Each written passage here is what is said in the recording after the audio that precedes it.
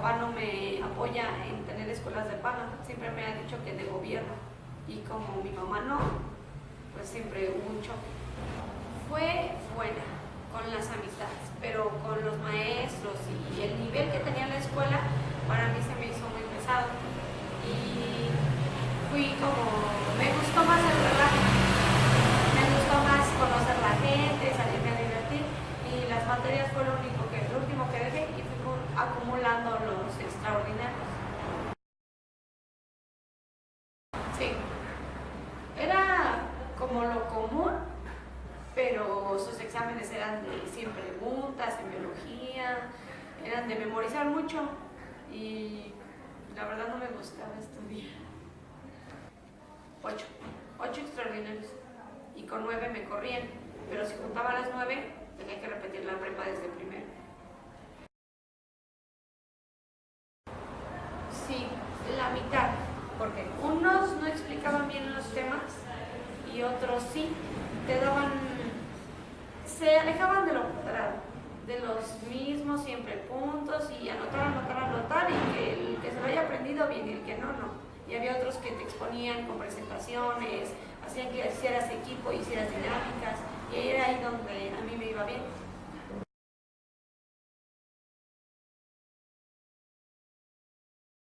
Tercer semestre, segundo de prepa. Deserté porque en esa escuela solo se podían acumular 9 NAs, y yo junté 8, de las cuales 2 me quedé en 5.9 para el extra, y para no irme a extra y seguir, por lo menos terminar segundo de prepa. Pero pues hablé con los maestros y dijeron que no.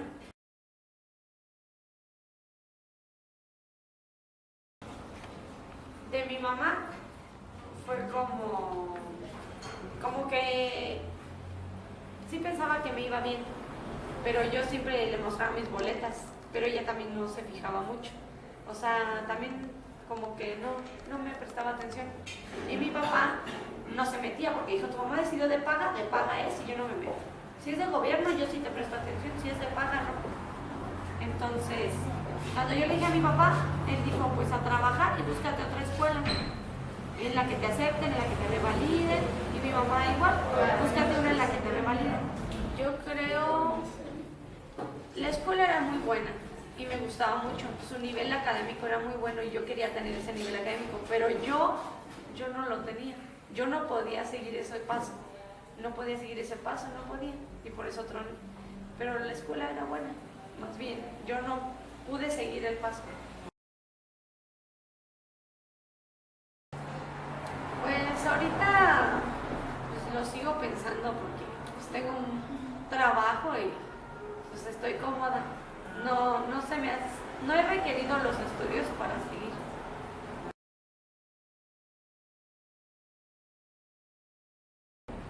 En la prepa norte, porque me gustó y no quise ir a un COVAC. Preferí estar ahí que en... Pues, de cierta forma sí, porque realmente la escuela no era como una prioridad para mí. Entonces no ponía atención a todas las clases y pues si no conocía pues no sabía hacer bien las cosas.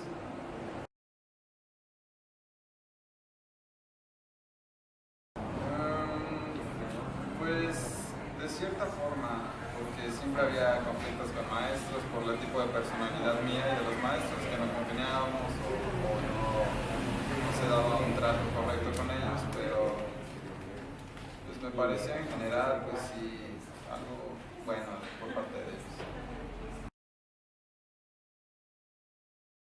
En quinto las materias se empezaron a complicar y opté por salud. Pues como vieron que era algo pues no tan serio, no me dijeron nada, pero ya cuando vieron que pues opté retirarme de los estudios y buscar un trabajo, pues se enojaron y pues me querían hacer ver que era mejor tener estudios que un trabajo. Pues yo creo que sí, todos tuvimos, bueno, en lo personal tuve errores, pero pues preferí buscar un trabajo estar estudiando. Otra opción, pues tal vez hacer la prepa abierta o darme de baja temporal o pues esas, ¿no?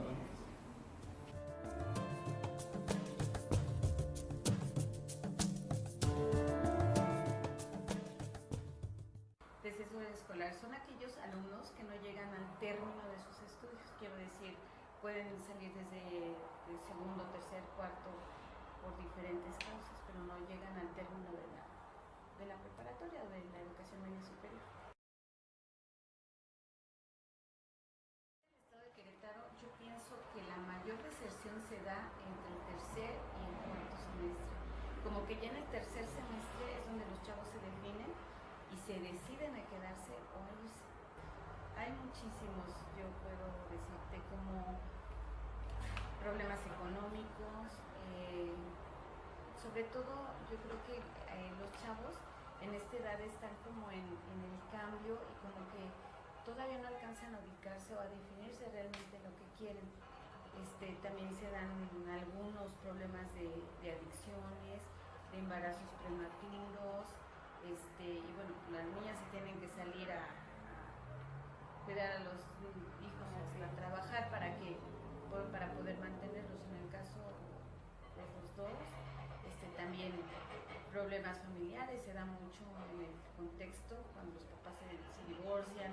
Ustedes saben, o sea, los niños empiezan a desestabilizarse muchísimo, entonces se empiezan a bajar hasta que sale. Por ejemplo, en las sierras, en la sierra, en las comunidades lejanas, muchas veces ellos se salen para irse a los Estados Unidos. Yo me acuerdo que tenía un alumno que cuando empezamos a trabajar pues les preguntamos, ¿no? ¿Qué vas a estudiar? Y me decía un alumno, yo nada más quiero terminar la prepa porque yo me voy a Estados Unidos. ¿Pero por qué te vas a ir a Estados Unidos si puedes trabajar y estudiar aquí? Porque allá está la lana. Así me decía tal cual, ¿no? Entonces, como que él se atrevió a decirlo, pero imagínate cuántos chavitos no vienen con esa ideología. Y estoy hablando que ese alumno era aquí en la ciudad de Querétaro. ¿Cuántos alumnos no están por ejemplo, en la sierra, que realmente eso es lo que hace, ¿no? Mira, ha habido varias. Ahorita precisamente tenemos, bueno, está las tutorías. Las tutorías es como un seguimiento a los chavos de cerca, dándoles atención, como por ejemplo, un maestro se encarga de un grupo, ¿no? Y el maestro está al pendiente de los chavos. O sea, detectamos a un niño que va bajo, que no asiste, y vamos, checamos qué es lo que está pasando, si se puede hablar con los papás, hablamos, si son cuestiones académicas nada más, bueno, pues entonces les apoyamos, les sugerimos. Cuando estamos viendo, por ejemplo, aquí nosotros hasta los 15 NEAs tienes la oportunidad de estar en la escuela, pero cuando nosotros estamos dando cuenta que un chavo ya está y que ya se está acercando, bueno, desde antes les damos seguimiento, pero ahí ya empezamos a apretar, ¿no? A ver, ¿qué es lo que pasa? ¿Qué materias necesitas cubrir? A ver, ¿qué trabajos estás haciendo? Se hacen los talleres de regularización para que cuando ellos van a presentar exámenes de regularización o de título de suficiencia, también, bueno, ya estén preparados y vayan al examen. De hecho, ellos no pueden presentar el examen si no han estado ya todavía en el taller. Si ellos no van, no pueden presentar el examen. Es un requisito para que ellos presenten el examen. Y bueno, también los que se puede, pues se les canaliza a diferentes instituciones, se habla con los papás, a los que se puede. Cuando detectamos problemas de adicciones, por ejemplo, que de repente también son problemas fuertes, los mandamos a la CIJ, al Centro de Integración Juvenil, cuando hay que canalizarlos. Pero realmente aquí se empiezan, cuando detectamos este tipo de problemas, porque es un problema que no podemos evitar ni podemos hacerlo a un lado, ¿están de acuerdo? Entonces, cuando hay esos problemas dentro de los planteles, y nosotros los vemos, pues, tratamos de darles, bueno, de hecho tenemos un departamento psicopedagógico que se encarga de todo esto, ¿no? O sea, se detectan, los empiezan a atender, y ya cuando son problemas ya que no se pueden atender dentro del colegio, entonces se canalizan.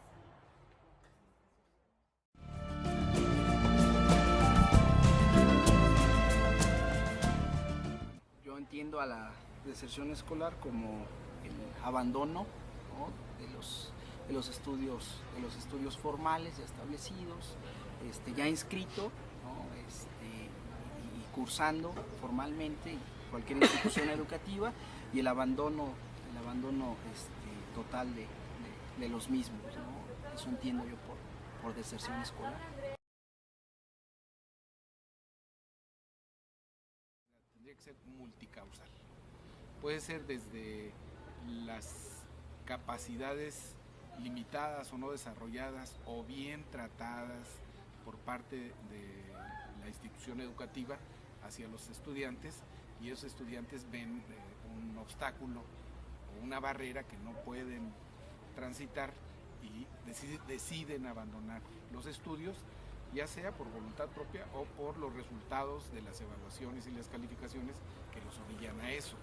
Ahora, sobre eso tiene que haber otras causas que a lo mejor hasta se pueden empalmar, como por ejemplo las condiciones socioeconómicas, culturales, geográficas de la familia, de la comunidad, en donde el obstáculo más relevante es justamente ese, la capacidad adquisitiva de la familia no permite que el servicio educativo sea cubierto por esa misma capacidad. Pueden ser fenómenos sociales, culturales más específicos, como por ejemplo la violencia escolar, ¿no? Esa violencia en donde el niño junto con la familia tal vez deciden abandonar simplemente para evitar estar enfrentando permanentemente esa alteración del desarrollo normal de la vida de los estudiantes, niños y jóvenes. Podría ser algo también, por ejemplo, que están descubriendo los estudios más actuales sobre educación, sociología de la educación, neurociencias y todo eso, en donde hay una incapacidad del sistema educativo y de sus contenidos para atrapar la inteligencia, la imaginación, las capacidades de los estudiantes. Entonces, por eso uno de los indicadores es ese síndrome que le llaman de la falta de atención. Es decir, no es como síndrome, es un indicador de que algo está fallando, y lo que está fallando son los contenidos educativos y la capacidad de los profesores de atrapar a los estudiantes, de animarlos, de mantenerlos interesados por esos contenidos, ¿no? O sea, y tal vez se nos escapen más causas de esa deserción. Hay también causas más macrosociales, ¿no? Que tendrían que ver, por ejemplo, con el fenómeno de los ninis, ¿no? Que tiene que ver, creo yo, entre otras cosas, con qué ofertamos como sociedad, proyecto a los jóvenes, ¿no? Para que también se dé ese fenómeno de abandono de los estudios, de decir, pues, ¿qué me está ofertando como proyecto social la sociedad misma? Y el que no se vea reflejado o identificado el joven en ese proyecto social.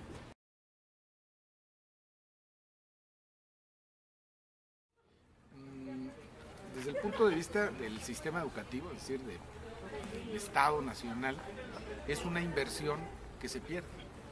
Es decir, todo el gasto educativo contabilizado en dinero, pero también en esfuerzo humano, organizacional, se ve dispendiado, utilizar un término poco sólido, digamos,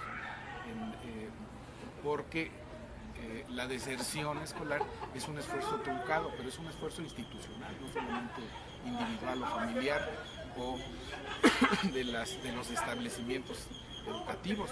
Se desperdicia ahí mucho recurso. Ahora, aquí a lo mejor va a salir más adelante una reflexión. Hay una regularidad en todos los sistemas educativos del mundo de una figura piramidal en el comportamiento de las instituciones y de los sistemas educativos en general. Es decir, de la totalidad de estudiantes que ingresan al preescolar y la primaria, solamente un porcentaje mínimo alcanza niveles de conclusión de los estudios superiores o de posgrado. Pero esta es una regularidad. Lo que pasa es que hay en países en donde la pirámide es más ancha, pero sigue teniendo la misma figura. Creo que los sistemas latinoamericanos, el mexicano en particular, sí tiene es una muy pronunciada, tiene una base muy amplia y un pico muy reducido. Algo que estaba comentando el maestro Cristian, que me parece muy importante, es en el comportamiento de la deserción, es la pérdida de referente de la educación y de la escuela como una instancia de movilidad social. Es decir, ya no es el educarte la gran aspiración, dado que no te sirve para llenar algunas expectativas que te ofrece la misma sociedad a través de los medios de comunicación o valores familiares que te van transmitiendo. Entonces también eso hace que el sistema educativo pueda ser visto como lo estás comentando, ¿no? O sea, como un mecanismo de selección casi darwiniana, que de todos modos no garantiza que los que egresan tengan posibilidades, dado el contexto laboral, dado el contexto de las organizaciones económicas, de satisfacer las expectativas que fue generando este individuo que atravesó por todas las instancias del sistema.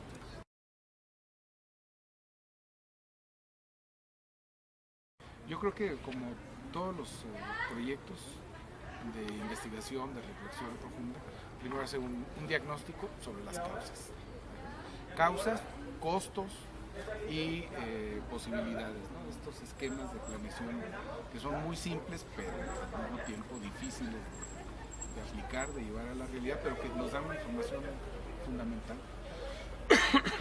Si como nación, como proyecto nacional, se le quiere seguir apostando a la educación, tendría que hacerse, como está sucediendo, una reforma educativa, pero observando estos elementos que pueden ser de detalle, que si se ignoran puede dar al traste con todo el esfuerzo. Yo creo que hasta el momento tiene una buena orientación, y generar las estrategias, las tácticas, los dispositivos específicos para que se reduzca, digamos, esta deserción incontrolada. En todo caso, tendríamos que hablar de una especie de deserción controlada, porque es inevitable la deserción. En ese sentido, acudimos también como generación a un cambio que se da histórico-cultural, ¿no? El fin o el que entre en conflicto el modelo de la modernidad como modelo social también implica una nueva visión del mundo. O sea, no solo sería la parte económica o las causas económicas, sino otras incluso de carácter mucho más subjetivo, ¿no? Que tendrían que ver con que ya no hay una identificación con ese modelo otrora homogéneo, ¿no? Nos dice Luis González de Alba cuando reflexiona sobre el movimiento del 68 y decía, en esa época quien tenía un título profesionista, pues la puerta al éxito era mucho más amplia, ¿no? O sea, casi tener una póliza de seguro de estar en ese modelo social, pero el joven quería estar en ese modelo social.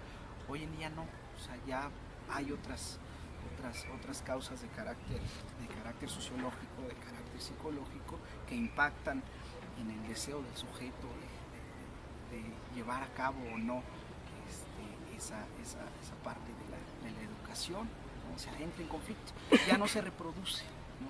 Ya no se va reproduciendo toda la situación y modelo social que se venía dando en la modernidad. Estamos en en otro momento histórico, en crisis.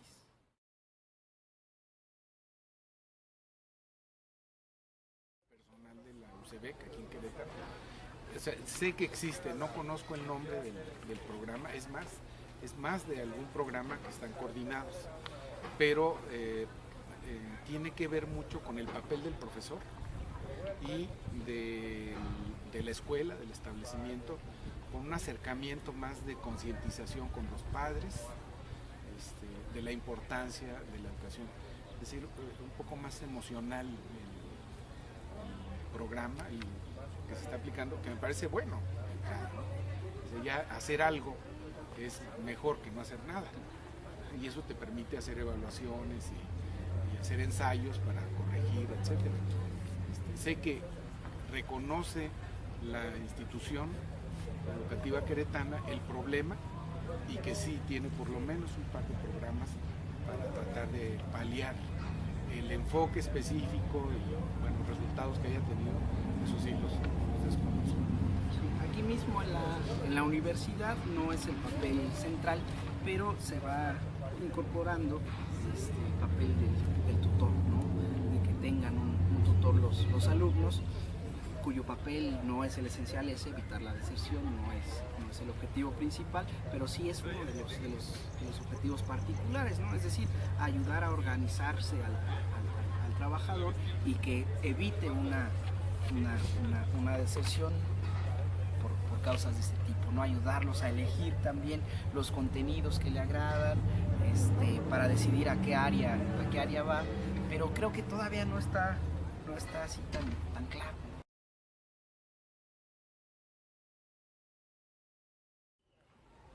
Yo creo que el sociólogo, digo, hemos estado reflexionando permanentemente con el maestro Cristian y otros profesores sobre la necesidad de la transdisciplina. Es decir, para esto el sociólogo tendría que estar dispuesto a trabajar en un equipo en donde incluso haya perfiles especializados como en neurología infantil, la conducta, o sea, condiciones de la conducta que vienen inspiradas desde la biología del cerebro, desde la biología humana, y el sociólogo ahí por supuesto que tendría que colaborar con la perspectiva de los intercambios sociales, de los significados, de la cultura, con otros científicos sociales también, en los diagnósticos sobre todo, ¿no? Que creo que todo el instrumental metodológico del sociólogo tiene mucho que aportar en ese sentido. Sí, esa parte que es fundamental hoy en la ciencia y en la academia contemporánea, que son los diálogos transversales, ¿no? Estos diálogos con otras disciplinas científicas para poder abordar al sujeto, que es algo muy complejo. O sea, ya esos determinismos con los que se abordaba fuera de lo biológico, en lo social o en lo psicológico, tienen que ponerse ya a conversar, porque el sujeto, además de ser biopsicosocial, es muchísimas otras cosas más, ¿no? Es un margen muy amplio, y para dejar de hacer análisis o diagnósticos tan ramplones, ¿no? Y después ahí cualquier egresado en pedagogía ya diagnostica al niño desde la educación primaria, ¿no? Su hijo tiene atención dispersa, o su hijo es demasiado inquieto, entonces llévelo a medicar, ¿no? O sea, quien se debe medicar es quien da un diagnóstico así de ramplón, ¿no? O sea, tiene que haber ese diálogo transversal. Mucho nos tienen que decir las neurociencias a las ciencias sociales, y también nosotros a estas mismas, ¿no? Ese diálogo transversal es fundamental, y la sociología dentro de ese diálogo con otras disciplinas, con la psicología educativa, con la pedagogía, con la didáctica, tiene mucho que conversar, ¿no? Tiene mucho que aportar para trabajar esta cuestión, pero sí sería un trabajo transdisciplinario.